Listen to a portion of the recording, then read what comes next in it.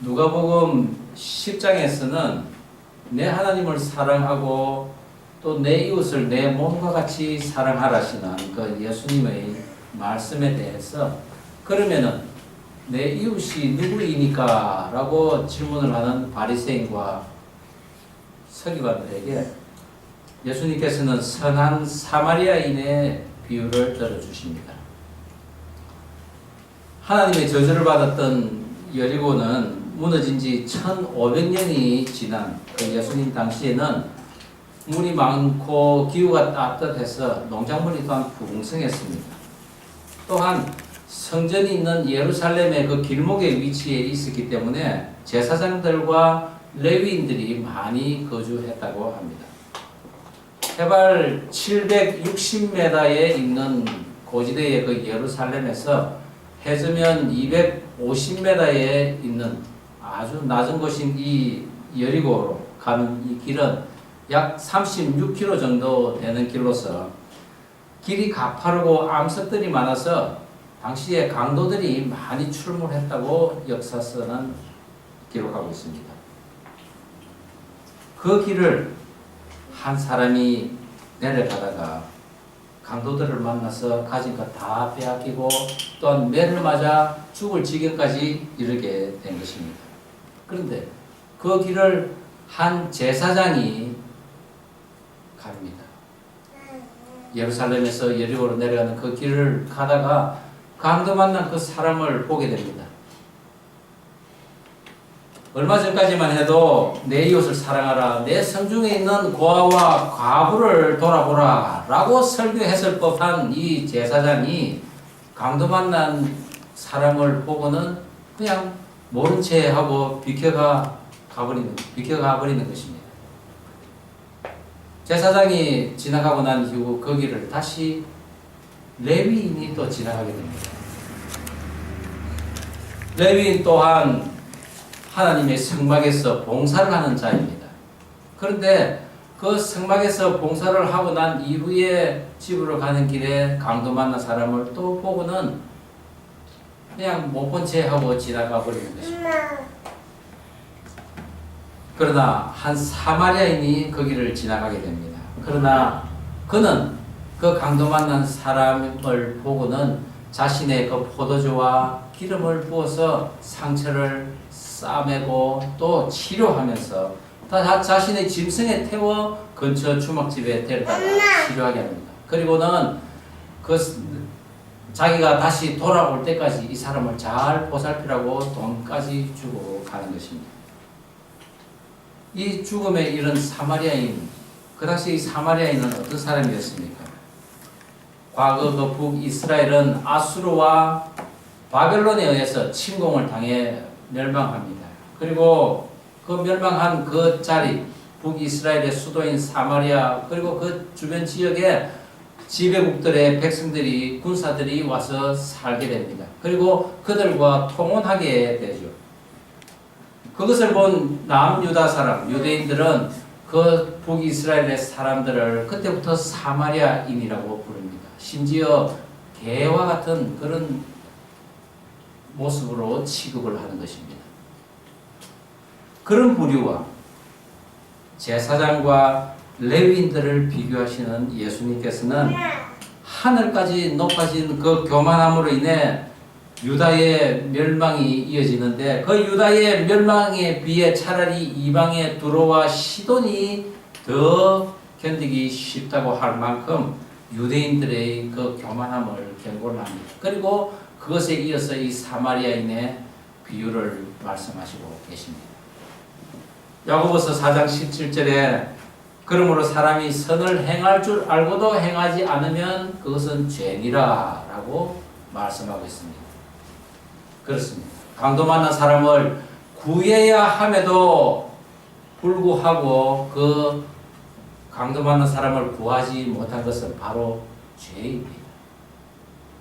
오늘 하나님께서는 이스라엘 백성들에게 너희는 그런 죄를 짓지 말라고 하십니다.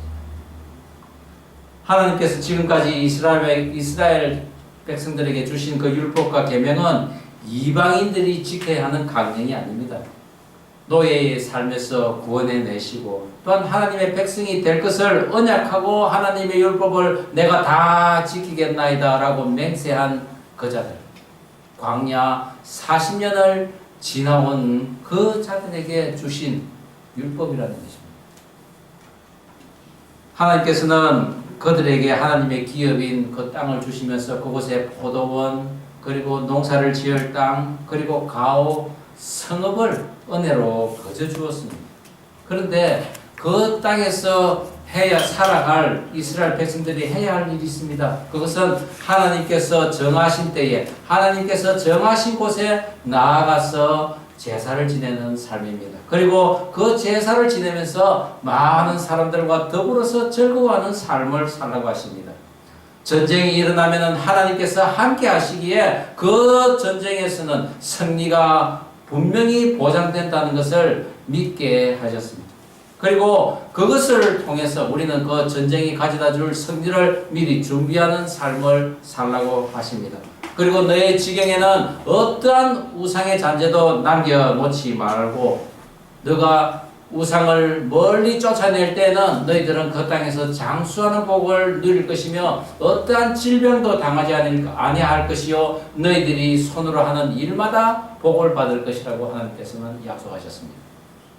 그 하나님께서 오늘 내 이웃이 공경에 빠졌으면 도움의 손길을 주라고 하시는데 이것은 하나님의 백성으로서 살아가는 즉 혼합적인 양심과 신앙을 갖지 않는 삶이라고 할 수 있는 것입니다.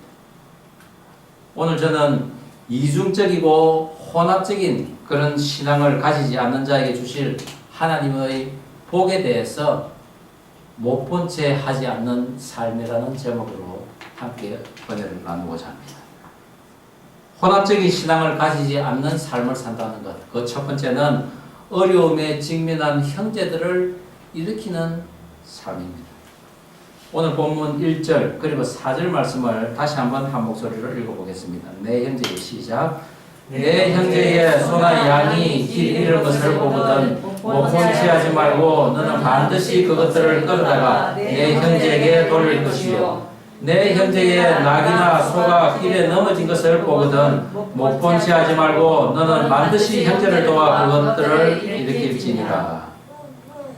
얼마 전 한국에서 14살 여학생이 또래 여학생들에게 끌려가서 무자비하게 폭행을 당한 사건 때문에 한국이 그야말로 난리가 났습니다. 지나가던 행인이 그 사건을 보고 신고를 함으로써 조사하다가 알게 된 사실인데 그 여학생이 4명의 다른 동급생들에게 머리채를 끌려가지고 머리채를 잡혀가지고 끌려가는데 그 식당에서부터 공사장까지 가는 그 도중에 많은 사람들이 그 상황을 목격을 했다는 것입니다. 심지어는 경찰 순찰차까지 지나갔다는 것이죠. 그런데도 아무도 그 소녀를 구해주지 못했다는 것입니다. 제 집사람이 예전에 저희들이 분당에 살 때 당시에 중학생이던 첫째 딸과 그 아파트를 이래 지나가고 있는데 저쪽에 딸 친구가 여러 그 여학생들에게 둘러싸여서 있으면서 다이나라고 이름을 부르더라는 것입니다. 그런데 그 표정을 보니 두려움에 쌓인 그런 표정이었다는 것이죠. 사실 직감한 그 집사람은 다짜고짜 그곳을 가가지고 걔 손을 잡고 너 여기서 뭐 하는 거야 빨리 가 이러면서 딸과 같은 그런 행세를 하면서 걔를 끄집어냈다고 합니다. 갑자기 들이닥친 저희 집사람의 그 행동에 그 애들은 아무 말도 못하고 그냥 멀쩡히 이렇게 서 있더라는 것이죠.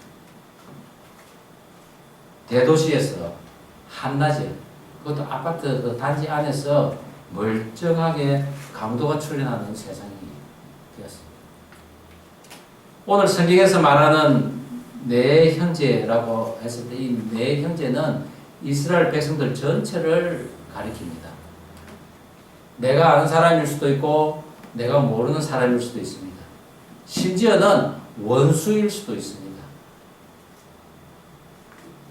그런데 그들이 기르던 소나 양이 관리 소홀로 인해 또는 도적질을 당해서 잃게 된 것인데, 당시에 소나 양은 귀중한 재산의 일부였습니다.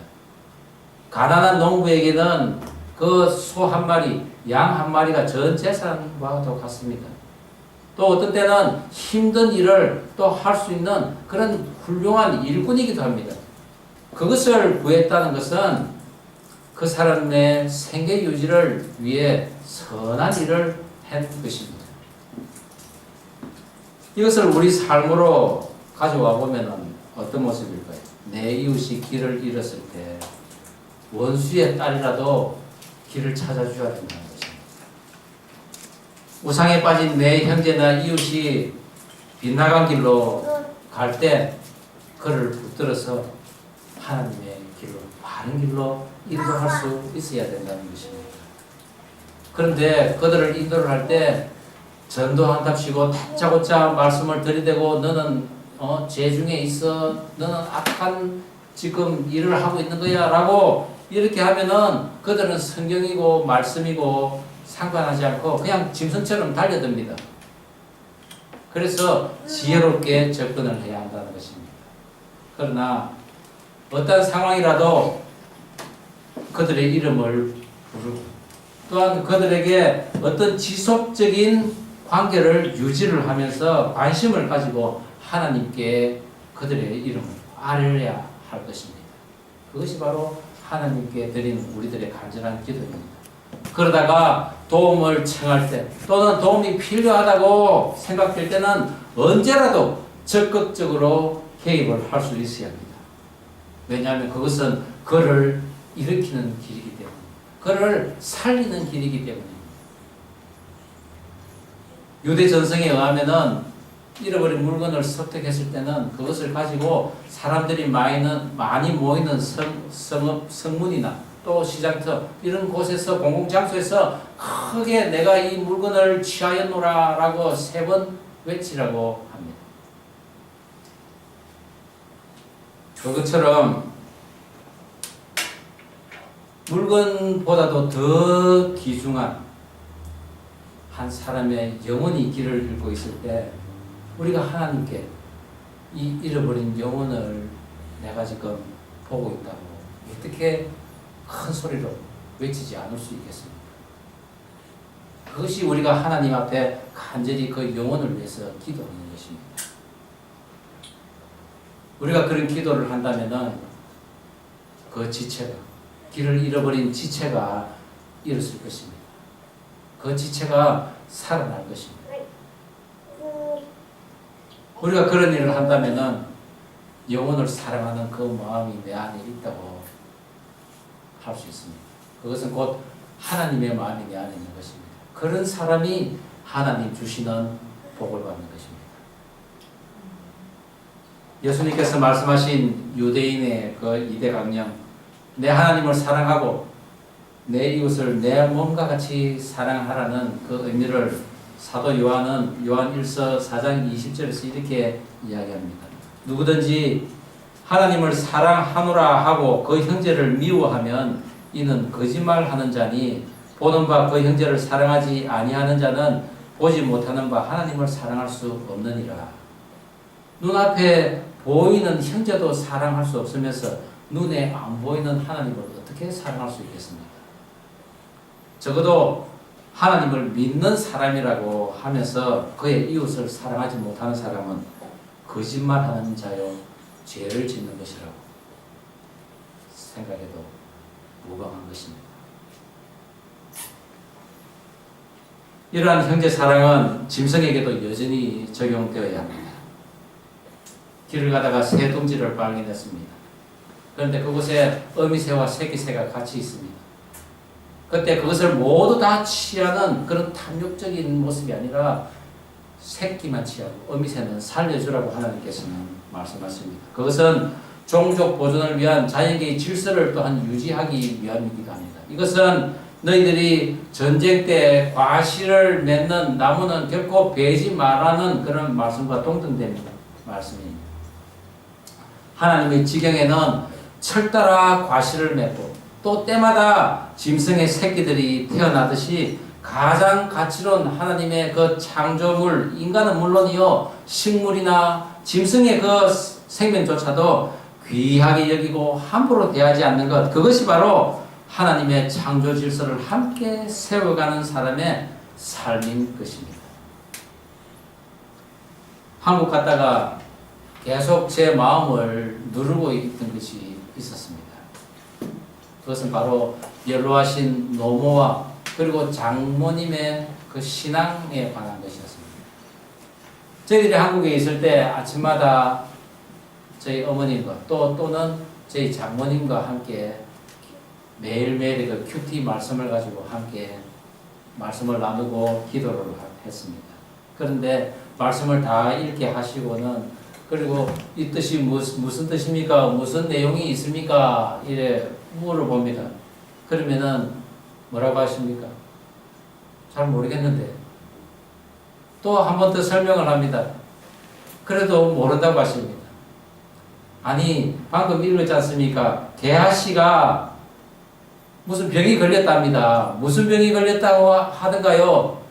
글쎄 모르겠는데 그러다가 이제 그 나병 예전에 그 문둥병 그것이 걸렸습니다. 아 그래 맞다 문둥병이다. 그렇게 하십니다. 답답한 것 같아도 너무나 그 말씀 앞에 나오는 순진한 그런 해맑은 그런 웃음으로 그 말씀과 함께 이래 서로 그 하나님의 말씀을 가슴에 담는 그런 모습을 우리가 함께 나누었습니다.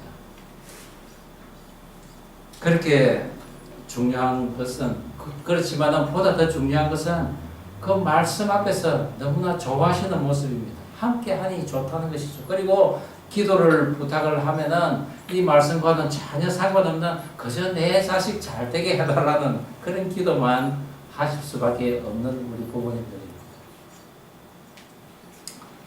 특별히 저희 모친 같은 경우는 평생 동안 그런 마음에 꽁한 것이 있어가지고 우리 어떤 사람에 대해서 막 흉을 늘 보게 됩니다. 그렇지만은 어머님 예수님께서도 내 원수를 사랑하라고 했지 않습니까? 그러니까 이제부터는 원수를 사랑하는 마음으로 그 사람도 용서해야 됩니다.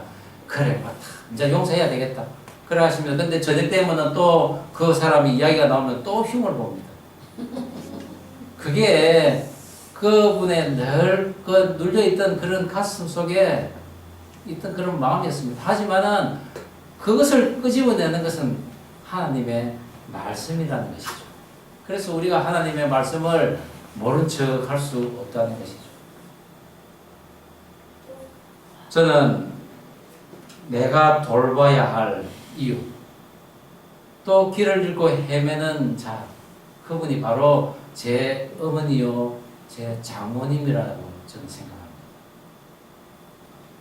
어떻게 그분들을 이렇게 세울지, 그래서 하나님 앞에 기도할 수밖에 없습니다. 그래서 시편 50편 17절에 시편 기자는 이렇게 이야기하고 있습니다. 우리 같이 한번 읽어볼까요? 시편 제일 밑에 50편 17절에서 20절 말씀. 너가 교훈을 미워하고 시작. 너가 교훈을 미워하고 내 말을 내 뒤로 던지며 도둑을 먼저 그와 연합하고 간음하는 자들과 동료가 되며 내 입을 악에게 내어주고 내 혀로 거짓을 꾸미며 앉아서 내 형제를 공박하며 내 어머니 아들을 비방하는도다. 하나님의 말씀을 내 뒤로 던진다는 것은 하나님의 말씀을 못 본 채 한다는 것입니다. 그런 사람은 도둑과 연합하게 되고 또 간음하는 자와 동료가 되는 것입니다. 하나님의 명령을 지키겠다고 언약을 하고는 악을 저지르는 모습입니다. 그야말로 혼합적인 신앙을 가지고 있는 것입니다. 이런 자는 형제가 위험에 빠져 있어도 결코 그 형제를 일으키지 않습니다. 하나님의 선한 지경에 악과 함께 있는 모든 것이 바로 혼합신앙입니다. 그 길을 피할 수 있는 것은 하나님의 말씀을 열심히 배우고 행하거나 또한 열심히 가르치면서 행하는 길밖에 없습니다. 그것은 죽어가는 자를 일으키는 일에서부터 내가 아무것도 할 수 없을 때는 기도하는 것으로서 다시 오실 선한 사마리아인의 예표인 그 예수님의 작은 제자로서 사는 삶인 것입니다. 그런 삶을 저와 여러분도 살아갑니다. 우리 모든 성도들 되기를 주의 이름으로 축원합니다. 우리 옆에 있는 사람에게 이렇게 축복하면 좋겠습니다. 공경에 빠진 사람을 일으키는 사람이 됩시다 라고 합시다. 공경에 빠진 사람을 일으키는 사람이 됩시다. 네, 아멘. 혼합적인 신앙을 가지지 않는 삶, 그 두 번째는 자신이 선택한 삶에 책임을 지는 삶입니다.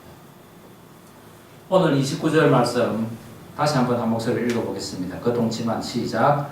그 동치만 남자는 그 처녀의 아버지에게 은 50세겔을 주고 그 처녀를 아내로 삼을 것이라. 그가 그 처녀를 욕보였은즉 평생에 그를 버리지 못하리라. 이스라엘 사회에서는 이 성적인 타락은 우상 숭배로부터 온다고 믿었기에 이 간음을 하는 경우는 대부분 엄중한 버린 사형으로 다루었습니다. 그것을 이해시키기 위해 하나님께서는 정숙한 여인에 대해서 비유를 들며 길게 설명을 하고 있습니다. 한 여인을 아내로 맞이한 자가 억지를 부리면서 아내가 정결치 못하다고 하며 쫓아내려고 합니다. 자신의 선택에 대해 책임을 지지 않는 것입니다. 아내의 위치를 지켜주는 것은 남편의 거룩한 의무인데도 불구하고 그는 결혼한 아내가 마음에 들지 않자 순결하지 못하다고 하며 쫓아내는 악을 범하는 것입니다. 두 마음을 가진 것이죠.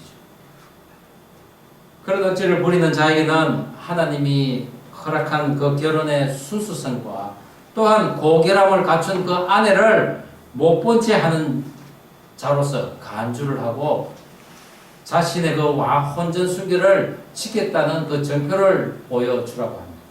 그리고 나서는 그 남자를 붙잡아다가 40대에 매질을 하고 그리고 자기가 억지로 쫓아내려고 한 그 여인은 100세겔을 주면서 평생토록 버리지 못하도록 하셨습니다. 그러나 창기의 행동을 한 방탕한 딸에게는 돌을 던져 죽이라는 명령과 함께 하나님 앞에서 신앙적 그 순결을 지키도록 경각심을 한편으로 갖게 하셨습니다. 또한 간음한 남녀들에게는 이를 미연에 방지할 개연성이 있음에도 불구하고 이를 행하지 아니하였기에 반드시 죽임을 당하리라고 하셨습니다. 왜냐하면 그들은 하나님의 말씀을 못 본 채 한 혼합된 신앙을 가지고 있었기 때문입니다. 특별히 정숙한 여인과 아름다운 결혼에 대해 길게 말씀하신 이유는 하나님을 떠난 이스라엘 백성들이 우상을 섬기는 간음을 했다고 하셨기 때문입니다. 이는 아내가 바람을 피움으로 겪는 그 진통 속에서 이스라엘 백성들이 떠나버린 그 난 이후에 그 하나님의 마음을 이해하라는 그런 뜻입니다. 그리할지라도 이스라엘을 버리지 못할 그 하나님의 사랑의 그 계시를 우리는 이 말씀 가운데서 찾을 수 있어야 합니다. 너희들은 다 가늠한 자로다. 우리가 다 하나님에게 등을 돌리고 우상에게로 향하며 혼합된 신앙을 하나님에게 보였지만은 결국 구원에서는 제외될 수 없는 것이 바로 우리들인 줄 믿으시기 바랍니다. 그러기에 우리는 계속적으로 하나님의 말씀을 못 본 채 해서는 안 될 것입니다. 그것이 우리를 지으신 하나님의 은혜에 감사하여 우상이 아닌 하나님을 섬기겠노라 라고 말한 것에 대해서 책임을 지는 모습인 것입니다. 우리나라의 이혼율이 OECD 국가 중에 미국과 영국에 이어서 제3위라고 합니다. 약 35%나 된다고 합니다. 10명 중에 3.5명이 지금 이혼을 하고 있습니다. 그런데 이 중에 기독교 신자는 얼마인가? 정확한 통계는 안 나오지만은 2017년 2월에 크리스천 투데이지에 의하면은 하나님을 믿는 이 기독교 집안도, 기독교 그 가정도 별반 다르지 않다는 것입니다. 말씀을 가진 자들이라고 하지만은 세상적인 그 세태 앞에서는 그 말씀의 능력이 나타나지 않고 있는 것입니다. 그것은 자신이 당면한 그 모든 문제 앞에서 하나님의 말씀을 뒤로 던져버립니다. 하나님의 말씀을 못 본 채 했기 때문인 것입니다. 하나님을 멸시하고 자신의 삶에 책임지지 않는 혼합신앙을 가지는 것에 하나님께서는 오늘 말씀을 통해서 많은 비유를 보이고 있는데 그 중에 하나가 남녀간의 옷을 바꾸고 있는 것입니다. 당시에는 남자의 옷과 여자의 옷이 좀 비슷했습니다. 그러다 보니 서로 바뀌는 경우가 종종 있었습니다. 그러나 하나님께서는 엄중하게 그것을 구분하라고 말씀하십니다. 이것은 하나님이 태초에 남자를 지으시고 또 여자를 지으셨듯이 남자와 여자의 경계를 분명히 하라고 하십니다. 그런 하나님의 창조 질서에 순응하라는 의미이기도 합니다. 그러나 학자들에 의하면 당시 가나안 땅에서는 남자들이 여자 옷을 입고 또 여자들은 남자 옷을 입고 우상에게 절을 하는 그런 그 사례가 있었다는 것이죠. 우가리스의 영웅이라는 그 고대 가나안의 신화에서도 남자 친척이 없는 상황에서 피의 그 보수자 역할을 하기 위해 여자가 남자 옷을 입고 복수를 하는 이야기가 나옵니다. 이것은 복수를 하기 위해 위장을 하는 선할 수 없는 그런 혼합된 두 마음을 가지고 있는 것을 의미하는 것이죠. 혼합신앙의 또 다른 모습이 있습니다. 두 종자를 섞어 뿌리지 말고 또한 소와 나귀를 같은 결의로 결의하여서 밭을 갈지 말라고 합니다.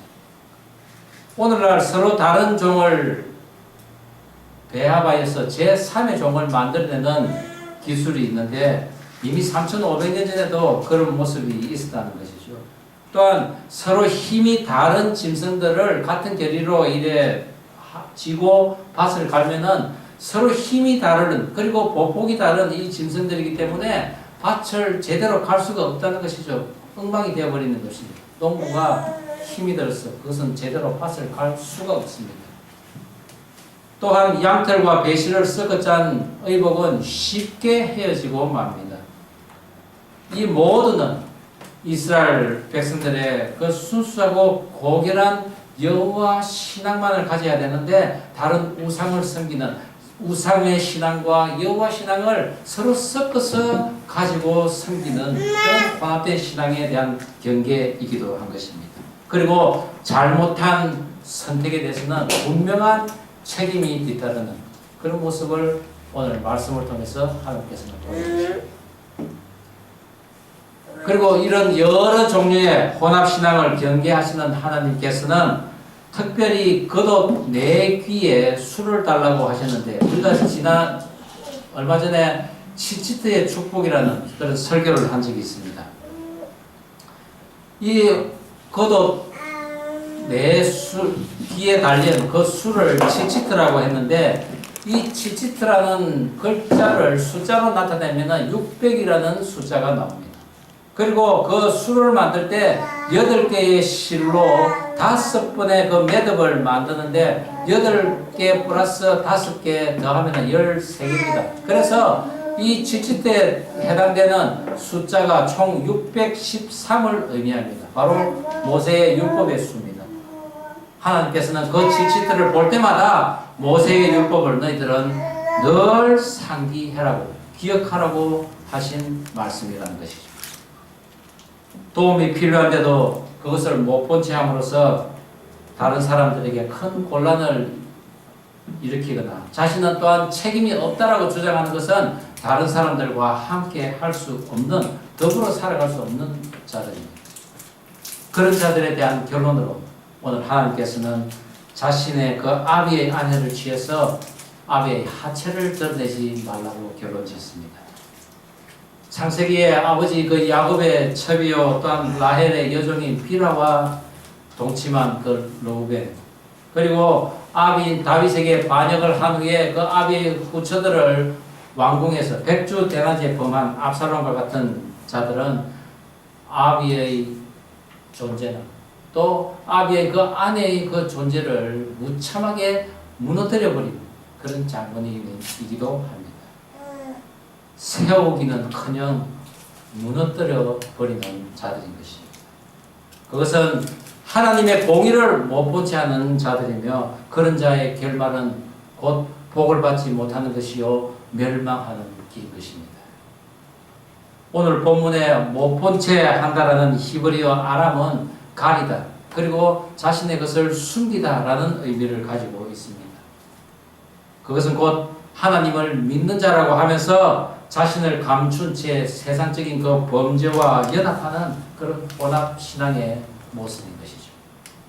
선을 행해야 할 때는 자기 자신을 감추고, 또한 악한 일에는 몸소 자신을 드러내는 그런 삶이 아니라, 선을 행할 때나 또한 악한 것에 대적할 때는 오직 하나님의 말씀을 드러내면서 적극적으로 나서서 그 악에 대해 싸워 이기는 그런 우리들의 삶이 되어야 할 것입니다.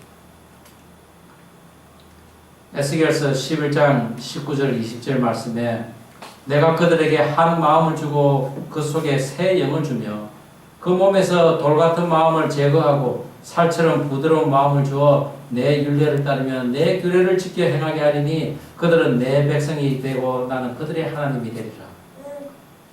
우리가 하나님을 향한 한 마음을 가지고 있다면 하나님께서도 또한 우리에게 한 성령을 보내주십니다. 그 성령을 우리 가운데 모시고 산다면 우리 속에 있는 이 돌 같은 마음 제거될 것이요 딱딱한 마음 부드러워지게 되는 것입니다. 그리고 우리는 하나님의 백성으로 불림받을 것입니다. 누가 내 이웃이니까? 라고 묻는 바리새인과 서기관들은 이웃의 개념을 자기 판단의 그 범주 안에 그냥 가두어 두려고 질문을 한 것입니다. 그러나 누가 강도받은 자의 이웃이겠느냐? 라고 다시 질문을 하신 예수님께서는 나는 누구의 이웃이느냐? 또는 내가 돌보아야 할 이웃은 누구이냐? 라는 것을 말씀하신 것입니다. 그것은 곧 주님께서 구원할 대상이 누구이겠느냐라고 하신 말씀이라는 것이죠. 오늘날 우리 교회에서 돌봐야 할 영혼들이 많이 있습니다. 강도 만나 거의 죽게 된 사람들도 있을 것이요, 또한 도움을 요청하는 자 또는 점 있고 흠 있는 사람들도 있습니다. 그러나 그런 사람들이 함께 모여서 기도하는 곳이 바로 교회입니다. 그래서 주님께서는 내 집은 만민이 기도하는 집이라고 하지 않았습니까? 그런 교회를 이루어 가실 하나님을 기대하며 우리가 어려움에 직면할 때마다 건져주시는 하나님, 그 하나님께 변질된 믿음을 보였음에도 불구하고 끝까지 인내해 주시는 부모님과 같으신 예수님을 우리가 못 본 채 하지 말고 사랑한다고 고백하면서 그분을 나의 구세주로 모신다면 우리는 하나님을 못 본 채 할 수 없는 그런 성도의 모습으로 살아갈 것입니다. 그런 하나님을 못 본 채 하지 않고 살아가는 저와 여러분 되기를 주의 이름으로 축원합니다.